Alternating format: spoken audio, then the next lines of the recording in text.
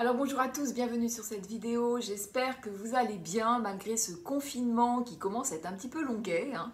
Et à ce propos, je ne sais pas si vous avez remarqué à quel point on respire mieux, c'est sûr, à quel point l'air est plus léger, mais également à quel point l'intensité lumineuse est plus forte et à quel point les couleurs sont plus vives, sont plus chatoyantes, à quel point les odeurs également de fleurs, d'arbres, de nature sont très présentes, et puis les bruits également, à quel point les bruits sont plus clairs, plus nets, plus cristallins. Je trouve que ça fait une différence absolument incroyable. Bon bref, donc sur cette vidéo, je vais parler de l'impuissance du pervers narcissique, l'impuissance qu'il va faire porter à sa victime. Ça c'est très important de le comprendre, de comprendre à quel point le PN n'est rien et que c'est grâce à sa victime qu'il va être puissant et qu'il va avoir du pouvoir. Alors sur la précédente vidéo, j'avais plus parlé du PN et de l'impuissance du PN et de la sexualité, et j'ai des personnes qui m'ont envoyé des courriels en me disant que très souvent les PN étaient bisexuels. Alors moi je dirais pas tout à fait ça comme ça, je parle du PN structurellement pervers narcissique. Je dirais pas ça parce qu'il n'a pas une sexualité à proprement parler, donc on peut pas dire qu'il est homo, hétéro ou bi. Lui il fait le choix d'un partenaire en fonction de ce qui va lui apporter de la nourriture narcissique. C'est ça, lui, son premier besoin. Donc, il va faire un choix en fonction de ce qu'il est, de comment il peut, quelle carte il peut jouer, comment ça va le nourrir, comment il va pouvoir dévoyer la chose. Et c'est ça son premier besoin et son objectif. Donc, par exemple, on peut voir parfois des PN on peut penser que c'est une personne homosexuelle parce qu'elle se dirige que vers des personnes de même sexe. Et quand on regarde mieux, eh bien comme par hasard, ce sont des personnes de même sexe, certes, mais qui elles-mêmes sont hétéros. Et donc le but et l'excitation du PN, eh bien, c'est d'amener l'autre à une sexualité qui de prime abord n'est pas la sienne. Ça, c'est de la nourriture narcissique. Alors il ne faut pas penser que les PN vont vers des choses faciles. C'est pour ça que parfois quand j'entends que les PN s'adressent à des personnes fragiles, c'est pas vrai du tout. Ils relèvent des challenges, ils aiment ça, ils ont besoin. La nourriture narcissique passe aussi par le challenge, ça les excite et c'est ça qui les nourrit.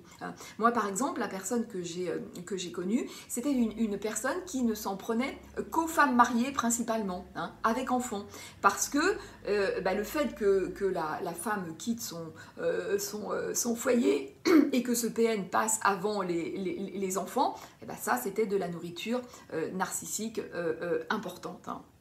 Donc voilà, et puis alors pour la petite histoire, comment la personne valorise cet état de fait? Eh bien, elle raconte aux autres que sa vie est très compliquée parce que comme c'est quelqu'un, PN, il ou elle, comme c'est quelqu'un de très sentimental, d'un cœur d'artichaut qui ne suit que son cœur, eh bien du coup sa vie est très compliquée parce que son cœur l'amène que vers des femmes mariées.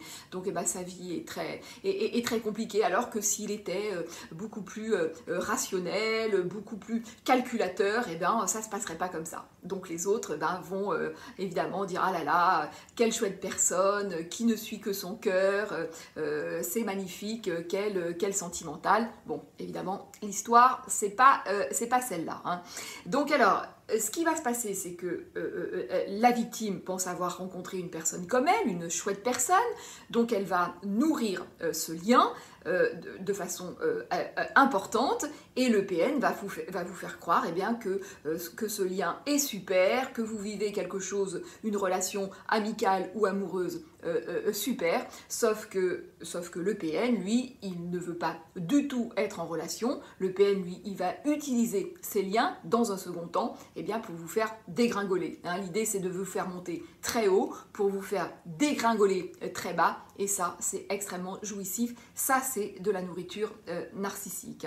Donc, vous allez y mettre tout votre cœur, vos valeurs, vous allez nourrir cette relation Et le PN, lui, va vous tacler, va vous déséquilibrer sans cesse. Sans cesse, il va créer la rupture et vous, vous n'allez avoir de cesse que de rétablir la situation d'un côté comme de l'autre. Vous allez vous triturer les méninges à se dire mais qu'est-ce qui ne fonctionne pas, qu'est-ce que j'ai pas compris, comment je pourrais faire autrement. Voilà. Et le truc, c'est que tant que vous êtes dans ce lien, donc tant que vous vous remettez en cause, tant que vous vous dites il faut je vais bien arriver à lui faire comprendre un truc, là j'ai l'impression qu'il a compris un truc, donc on va passer à autre chose, tant que vous allez vous dire il faut que je le touche, hein, parfois j'entends ça, j'ai envie de le toucher, ou j'ai envie de le blesser comme il m'a blessé. Tout ce type de réaction ne sert à rien, et tant que vous êtes là-dedans, vous êtes impuissant, parce que quoi que vous fassiez, rien ne fonctionne, et même essayer de le toucher, ça ne fonctionne pas. C'est un ectoplasme, hein, le PN, hein, c'est un fantôme. Vous vous battez avec des fantômes, donc vouloir toucher un fantôme, ça n'a aucun sens. Alors peut-être que vous allez toucher son ego, certes, mais de toute façon, ça va se retourner contre vous, hein. Donc tant que vous êtes dans ce type comme ça de relation, de lien, qu'il soit, quel que soit le lien, hein, mais tant que vous êtes avec l'illusion d'une vraie personne en face de vous, vous allez demeurer impuissant. Vous ne pourrez pas passer à autre chose. Il faut vraiment à un moment arrêter ça et faire vraiment comme ça.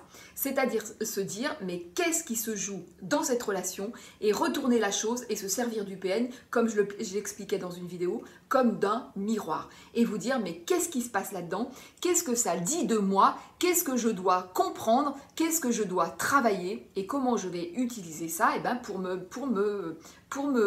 cheminer, pour me construire et pour aller vers quelque chose de meilleur, de satisfaisant et d'épanouissant pour moi, hein. Ce qui se passe, c'est que très souvent, cette impuissance vécue par la victime, hein, ça fait généralement écho avec l'avant. Vous savez probablement que la vie nous amène à vivre des choses qui valident nos croyances en quelque sorte, hein, donc des scénarios qui vont valider nos croyances. Le PN n'arrive pas dans notre vie par hasard, il ne croise pas notre vie par hasard. S'il y a eu emprise, ça veut dire que quelque part vous n'êtes pas au centre de votre vie, et que vous n'avez pas pris conscience de votre pleine puissance, de vos atouts, de vos qualités, hein. Et donc il y a une forme d'impuissance en vous, une impression en fait que vous ne pouvez pas. Et la relation avec un PN, en quelque sorte, vient valider cette croyance, hein, cette croyance que vous n'êtes pas puissante. Et ça, il faut évidemment bien le comprendre, et dans un second temps, se dire, comprendre la chose et faire différemment, en tirer les leçons, hein. C'est vraiment la seule chose à faire avec une histoire.